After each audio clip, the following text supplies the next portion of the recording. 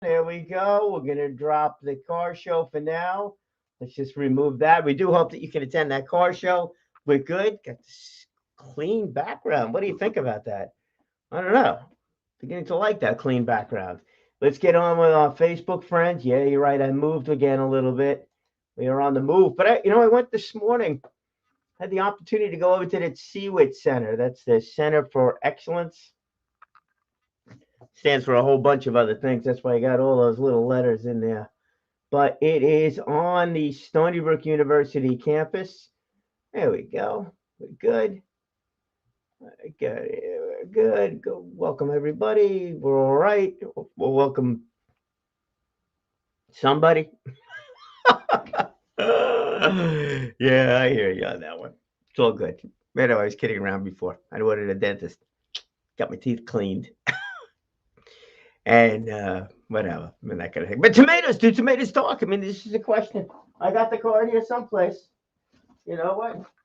And it is a company that makes a kind of a, I don't know if it's a ketchup, but they take tomatoes and they boil it down and they make this tomato ketchup, tomato sauce, tomato flavoring. It was actually really good. Got to tell you, definitely good. It wasn't. It was minor amount of sugar. I got a feeling it was less sugar than regular ketchup. I find ketchup to be too sweet. Wasn't a salsa, and it was thick. It wasn't watery. It wasn't runny like that. So it was nice. It was really a nice blend of the whole thing. So, that was fascinating. So tomatoes do talk. maybe I get him. See if I can make that one the sponsor of this thing. Tomato talk, sponsored by ketchup or new kind of ketchup, new kind of tomato sauce. Anyhow, that was it. So I was over at the CEWIT Center before, and the logic here is someplace, and I'm sure there is logic somewhere in this whole mishmash of comments, is the fact that are we enjoying our journey or are we just too much all over the place? Well, you want to know something? It is a process. It certainly is a process. The gentleman I was spoken to promoting the idea of this new tomato sauce, is the father of the son. The son is probably working someplace, or maybe he was there. I didn't get a chance to talk to him, but the son's got the capabilities. The father has the time. Is this what was in the business plan, career path of the dad? No, I'm sure not. I'm sure not. I mean, you have a child, you have no idea what to expect. You have no idea where the kid's going to grow in interest too. So there's no way that one would think that that would be part of the plan. So absolutely not. What about the son? Didn't speak to him. I couldn't tell you. Couldn't tell you. I did speak to one other gentleman who has a juice company. And his story also, it's a different story. Did he know that he was going to be involved in food? I don't know how far back that goes.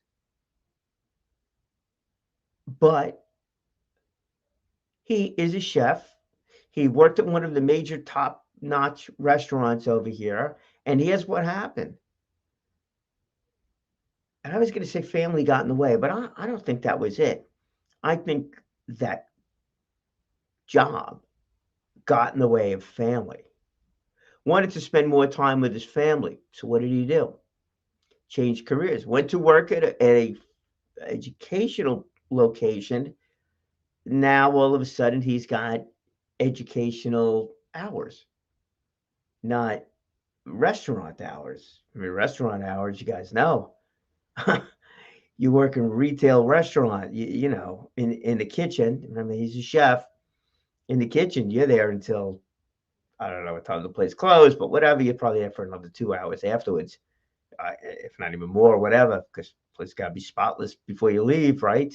What was his role? He wasn't cleaning, he was cooking, but still, a lot more that goes into it. It's a long day. It's a long day. The school system, and it wasn't a public school, it's a private school, different aspect of it. Maybe he's got a little bit more freedom too than a public school. But the point is that he had the hours, closer, at least, hours to what his kids had. But still, it wasn't where his career was going to take him. That's why he started this other business. Fascinating. Is that in the cards? Ah, that's different. Was it in the business plan, the career path plan? Maybe not. Was it in the cards? Yeah, I tend to think so. I'm a big believer in that. Was it in the cards? Was it, you know, divine inspiration, if you want to go that way? Was it God's will? Was it that inherent something in you that really made you go that way? Was it something you just said just for way back when? Was it some other outside influence? I got that story today too. This is why I find all this stuff so fascinating. My dentist. My dentist, I was explaining this to him. Hey, Kurt, how are you, buddy? Oh, yeah, right. Yeah, you're an all over the place kind of career path, but you're still doing what you should be doing. You're helping people. So yeah, it's there. My dentist, let's go with him. My dentist. So, I explained this whole thing, like, what do you do? And I told him, with the video or he's kidding around. It's like, now my teeth are whiter, a little cleaner.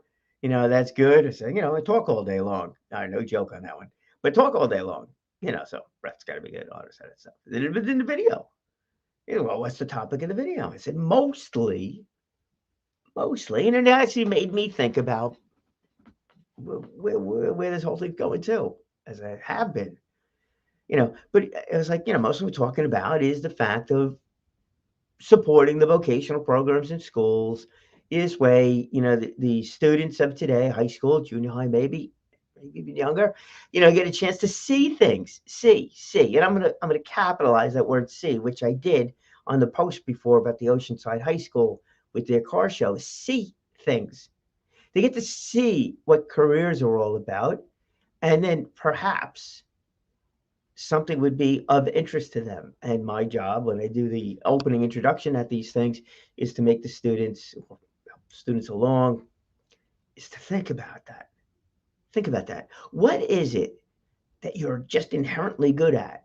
Where is it that you spend your free time? Who, perhaps, has influenced you for whatever reason? But who has influenced you? Who is it like, wow, wouldn't that be cool if? And I tell this to him. Wasn't really expecting any kind of response. I said, but I was turning to a dentist. I was like, hey, like, look, did you plan on being a dentist? He's like, nah. He said, but, here he comes. But, said, I do remember he actually really liked his dentist growing up. And he said, it probably did have an impact on me. And then he went through and I was kidding around him, with him about like, if you go up Stony Brook University, he's got a dental school. I was like, I bet if you went up to that dental school, you'd be thrilled to do it. Because yeah, he would, and that kind of thing. And the woman that coordinates all the scheduling, she starts laughing. She's like, oh yeah, in a split second he would go. Clear the calendar, he would go. And that kind of thing. And then he chimed in with this one. He said, but well, I got a lot of the young people that he works with, not young people he works with, his younger patients. He said, a lot of them have also said that they'd be interested in becoming a dentist. I was like, really? I said, why do you think that is? He said, because you've had a positive influence on them. I said, I bet if you really go back and think about it, that dentist that you had when you were growing up had a lot more to do with than just he was a nice person that you went to go see or was an enjoyable experience, whatever like that. Something happened in there that was a little bit more concrete than just getting your teeth cleaned. And he's passed that along over there. And he just does it without even thinking about it. Phenomenal, right? Really, truly phenomenal. Maybe you should name this thing Just Tomatoes. Right? Just. Is it really just? It's never just. We're good at things. We're definitely good at things. Kurt, you would agree? Hand holding. Some people are good at instructing. Some people are good at hand-holding, bringing people along for the, I'll use this word, bringing people along for the ride, that kind of thing. Here was the other funny one too, is is the scheduler, coordinator, woman, phenomenal, by the way. Really, just so, so I was telling about the vocational things. Promoting this whole idea that the auto industry on Long Island, perhaps there'll be some, racetrack, motorsports park, something that becomes a little bit more permanent out here. So I think that would be good for the high school's vocation. Learned a whole bunch from that. She starts smiling. I was like, okay, why are you smiling? See, you may not know this, but and I don't know this. I call her up. I was like, I need an appointment, right? You may not know this, but my husband just sold a car that he'd been working on for quite a few dollars. She gave me the number. I don't think I publicly could tell you the number, but she didn't sell the car for 10 grand or 20 grand or 30 grand. It was a real number. It was a real number for a car that was not a brand new car. It was an older car. Might even fall into the historical range car. And I'm like, wow. Wow. You never know, man. You just never know. So he is probably going to be seeing that gentleman out there. Who knows? Her along too, for the whole thing. Because, you know, you get one person that's very interested, you get a relationship like that where one spouse is really interested in something, 9 times out of 10, let's call it 8 times out of 10, not every time, but 80% of the time, there's something there. Depends. It was a career, not a hobby. And there's a difference there too. But he was out there. So that word just came up. And here's the point of the whole thing. That word just came up quite a few times. Just. If we take a look back and we're as we continue on over here, I think it narrows down quite a bit. And so many of these companies too. There was one company I spoke to, and this is an established company run by a doctor. Doctor's well established. He's very successful at everything I do. Gotta love the confidence. Gotta love the confidence on things. But he saw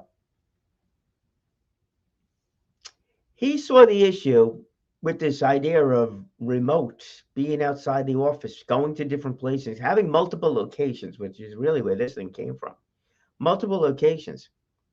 I was like, well, how do I access if I have everything in my pocket, right? I got my phone. I got my office in the phone. I could go anywhere. Or if I'm in a different place, it's so much easier to have a tablet when you're sitting there next to a patient, right? Especially with coding, and you need to have the proper codes to get paid and all the rest of that kind of stuff that goes along with it. And he's like, but there we go. I touch the phone, it starts to go on me. But the product that he devised over there wasn't so much as the platform and the rest of that stuff, but it was to make sure that everything was blocked, that all the data was secured. You were able to access any data on any phone or any piece of equipment, but make sure that it was secured and nobody else was able to get into it. You can't have that happen with medical records. But then he realized it's not just medical records, it's anything that's any kind of secured documents and things like that. Any kind of secured information, it needs to be done. So it's like, oh, that's not everything I do. I said, all right, here we go. Not everything I do. This is why I work with Arthur Germain, right? The brand telling side of things, because it's not just telling the brand, because the brand changes. All of a sudden, it's not telling the story, it's retelling the story because it morphs. This is why we titled this one. It morphs. It's a journey. It's a different focus as we continue to move along, right? So his story there, forget the doctor side of it, his story there was multiple locations. He needed to access all the documents, but needed to do it on something that was either secure or putting a device into that something to make sure that all the information was secure, and that was it. And then he realized that it's not just a medical profession, it's legal amongst another of other industries that are compliance driven. We'll use that word, compliance driven industries. Don't say it if you know, but compliance-driven industries and that kind of thing. But the other thing that it does too is that it transcribes the information if you so desire. So when I told him I do the podcast, the brand telling and stuff like that, I'm thinking that, hey, he's got a heck of a story to tell. He's got a business that's got one name on there that really is not telling because it talks about doc systems for medical. It's not medical. It's doc system more for or secure internet for compliance driven industries. So it's a rebranding story. That's the brand telling guy. That's Arthur Germain, all the rest of that kind of stuff. And then, he turns around to me when it's telling, he goes, well, you got the SEO part. Now all of a sudden he's into search engine optimization.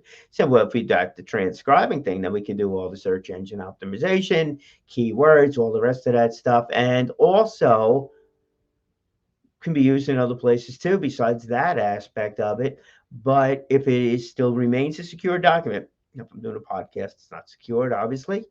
But if it is if it is a secure information and it's a court proceeding where you're taking,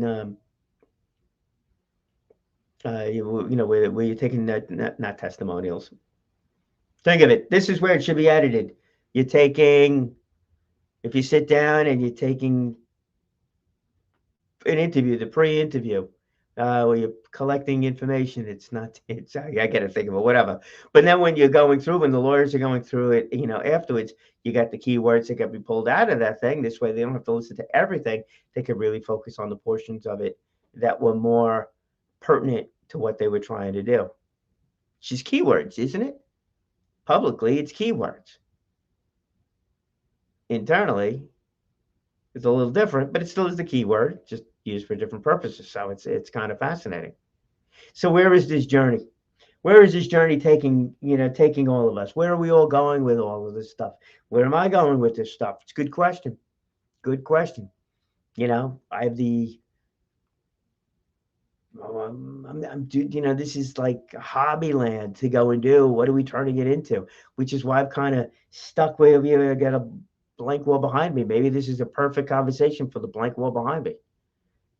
Should I be putting stuff up over there that tells the story, different advertisers, sponsors, stuff like that? Should I be putting stuff over there, a friend of the week kind of thing, and not really looking for much of anything, or not even looking for anything? Just do that. Maybe just keep this thing just for fun. Do that. These are questions.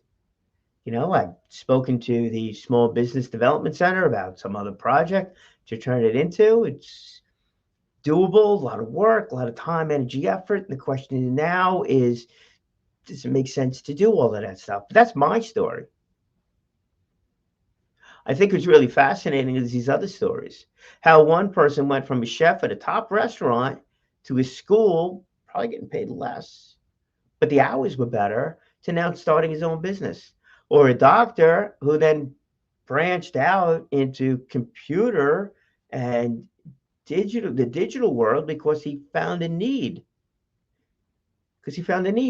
Or the other gentleman who started doing the drinks, the smoothie drinks.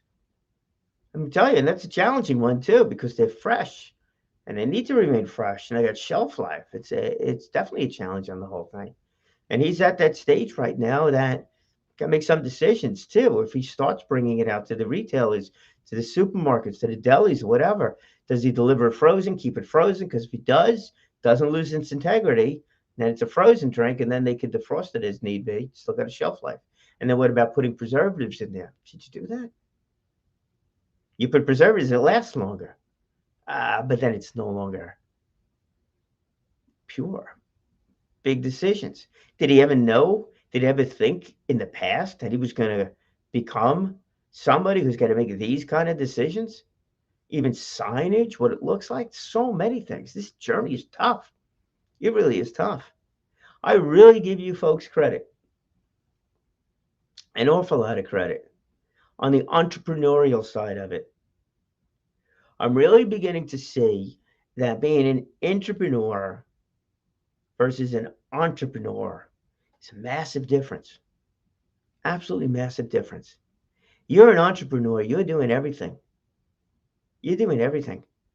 And you're doing everything because you're passionate about something, some product or service or something that you do that you really want to make into a business, but you love doing that. You love doing that. That's why you really want to do it. But if you're not coming into this thing with a whole lot of money, and maybe that doctor is coming into this thing with a whole lot of money, maybe he can spend X amount of dollars each and every year on the marketing side of it and hiring people and making sure all the signs are proper and all the rest of that kind of stuff is done and done by somebody else. He can delegate it out or hire it out, just flat out hire it out. That's in a unique position to be as an entrepreneur that you need it, really want it to work, but you don't need the income from it right now. And understand that, look, it's going to take me 3 to 5 years for this thing to work, but it's fine.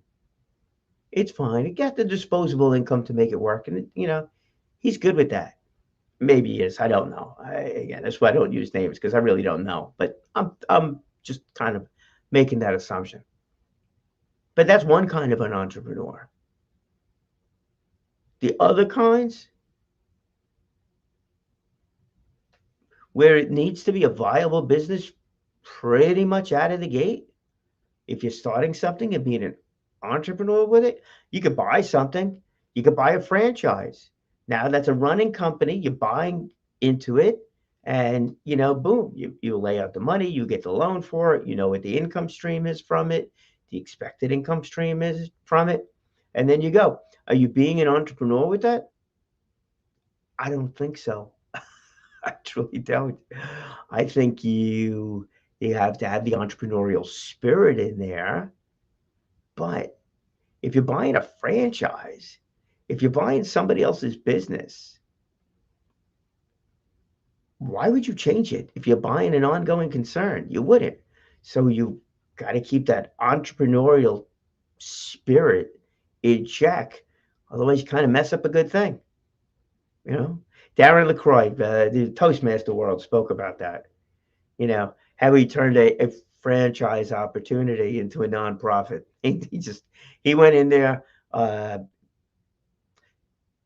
I'm not going to use names. It doesn't really make a difference. But it was one of these sandwich franchises. And he went into the whole thing. He bought the franchise, put up the money, spent the money, did the whole thing. And then he changed it around. And it was like, no, that's not it. You're buying into a proven business plan. Why change that? Don't change that. If he really wanted to have his own sandwich shop, let him make it from scratch and do that. So buying a franchise is not really an entrepreneur. It's really not. Being an entrepreneur and having the money to help support it, okay, you were almost risk free because you're spending the money, you're risking the money, but you're not risking the rest of it. But you folks that really truly build your own business from scratch, you might bring in partners, you might have affiliates, you might do all the rest of that stuff, but you really truly are the entrepreneurs. That guy with the juicing business, he really truly is an entrepreneur. Really is. There's another woman too spoke to. You know what? She's like, well, it's not really mine because it was a recipe that was in the family. I was like, no, it's really yours because you're trying to make a business out of it. Not, hey, I make these sauces and you give them to family and friends. Maybe you sell a little bit to cover whatever expenses you have with it. But no. If you're really making it into a business, you're making it into a business. If you're quitting everything else you're doing, and those two did, the juicing guy and the sauce, we'll call it a sauce lady. I hope she never sees this. Sauce lady. They're donating, they're dedicating everything to it. Fascinating. And they both have these great stories. I do look to have them on. And if I do, don't mention I did this thing over here. But have them on. Those are entrepreneurs. They're willing to risk it. They're willing to do everything. Man, that takes an incredible amount of talent, dedication, perseverance, and confidence, true confidence to make it work. As they say in there, there's no holding back. Once you really want to do it, you really want to do it and make it work. Now, the world of entrepreneurs, I think, is totally different. We got a couple minutes left here. Now, the world of entrepreneurs is totally, totally different. What is an entrepreneur?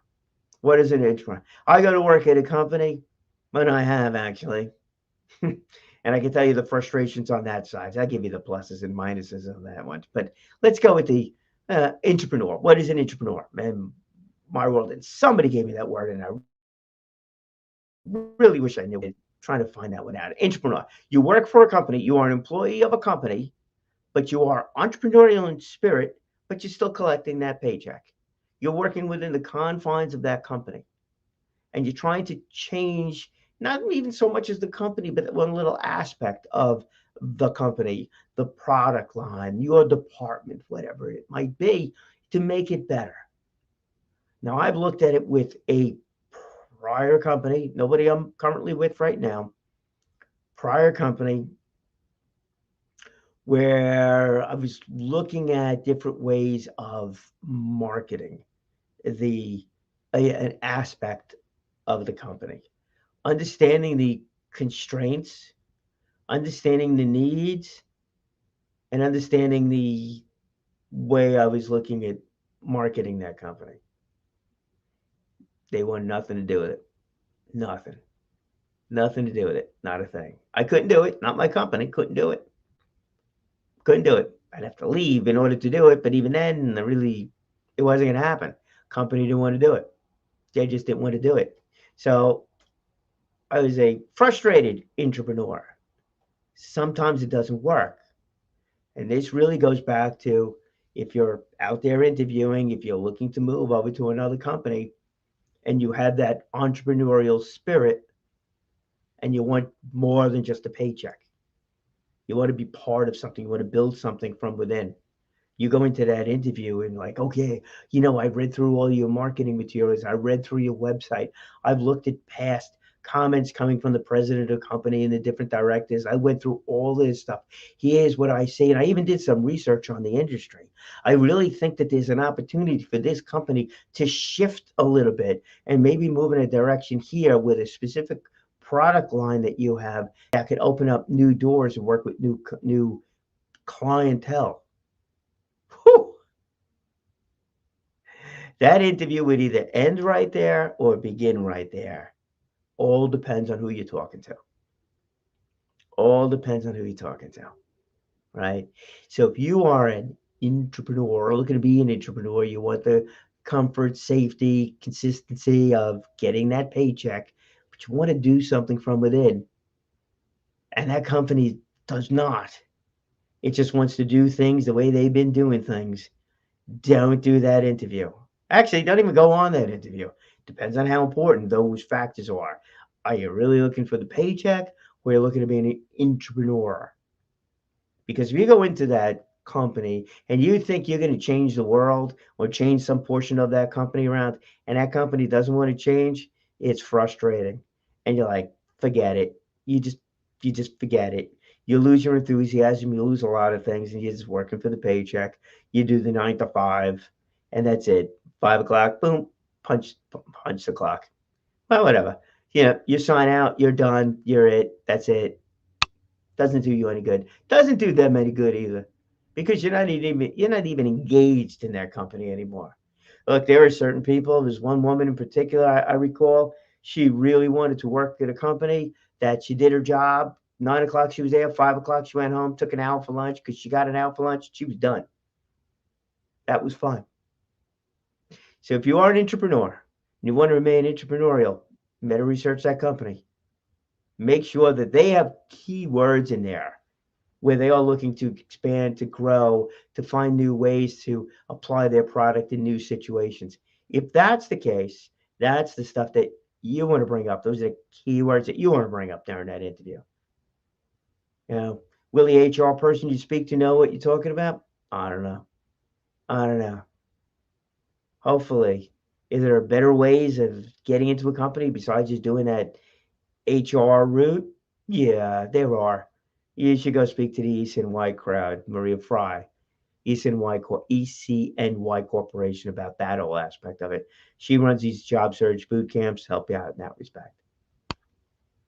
But there are differences there. So enjoy that journey. And if you're not enjoying the journey, figure out a way to enjoy that journey and keep that balance in there to make it work.